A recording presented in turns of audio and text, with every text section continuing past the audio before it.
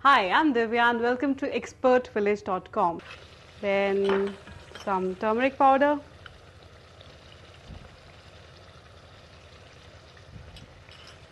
And last but not the least, the garam masala.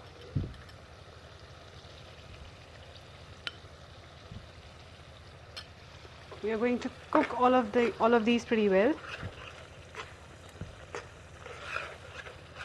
It's nice. Time for some salt.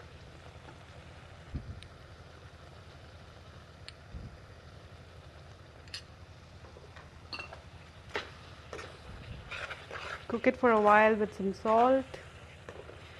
And I think we are ready to put the chicken to it.